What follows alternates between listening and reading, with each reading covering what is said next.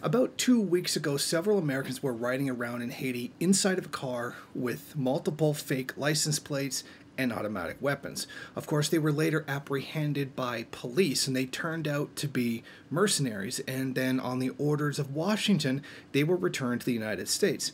However, new information has come out detailing exactly why the men were in Haiti. After an investigation was carried out, it was determined that the men were mercenaries on a mission from the embattled president, Jovenel Moise. They were also brought through the airport, avoiding customs and immigration agents. One day later, they were arrested outside the central bank with police asking many questions. Yet, interestingly, somehow they were released without charges and then sent back to the United States. According to The Intercept, the American team included 2 former Navy SEALs, a former Blackwater-trained contractor, and 2 Serbian mercenaries who lived in the U.S. Their leader, a 52-year-old former Marine C-130 pilot named Kent Croker, had told his men that their secret operation had been requested and approved by Moise himself. The Haitian president's emissaries had told Croker that the mission would involve escorting the presidential aide Fritz Jean-Louis to the Haitian Central Bank, where he'd electronically transfer $80 million from a government oil fund to a second account controlled solely by the president. In the process, the Haitians told the Americans that they'd be preserving democracy in Haiti. None of the Americans involved had any permission from the Haitian government to carry out the operation. Not only that, it also, according to reports, none of them actually spoke with the president directly. Now, this very possible theft, and it seems like this is a theft of public funds, comes at a time when Haiti is under massive civil unrest due to a 50% increase in the price of oil inside the country, which the president himself is trying to enforce. Now, previously, they had had a very good deal from the petrocarbide agreement, which was an agreement with Venezuela to supply cheap credit and oil to the country. However, since the Trump administration has placed so many financial restrictions on the Venezuelan government, that cheap supply of oil is now no longer available.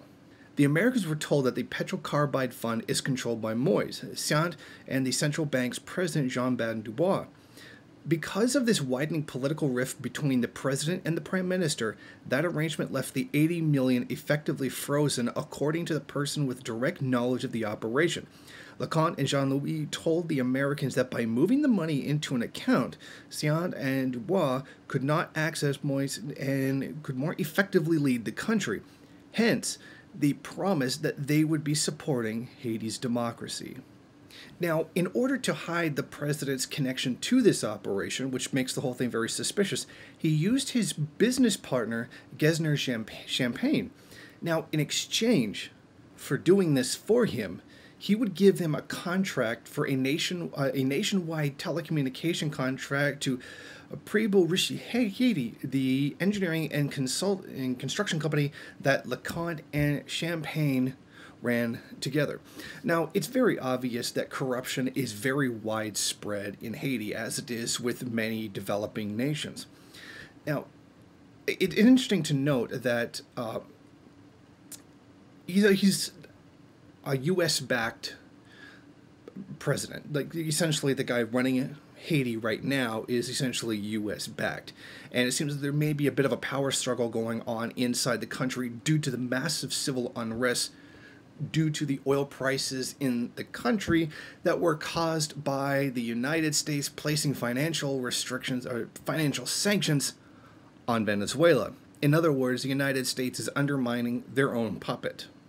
So it's very interesting to see how the whole geopolitics of this works. It's more important to undermine Venezuela than it is to support Haiti. They probably feel that they can probably just bribe the next guy who's coming in after him if he does indeed get overthrown or voted out of office or whatever it is that takes place inside the country. So it seems very much to me, and this is my opinion because we don't know everything involved, so I'm stating my opinion here, that the president was attempting to steal $80 million from the central bank that no doubt would have, which obviously was going to an account that was solely controlled by him, that he would later use if he was disposed from power, or maybe something that he could use to reinforce his position within the country. So it's very clear to me that this was an act of corruption that was taking place, and one that seems to have been wholly sanctioned by the United States. Thank you for watching. If you like this program, then please head over to my Patreon page and set up a monthly donation. It's your donations that keep this program running. Also, if you would like, please rate, comment, subscribe, and share in various social media.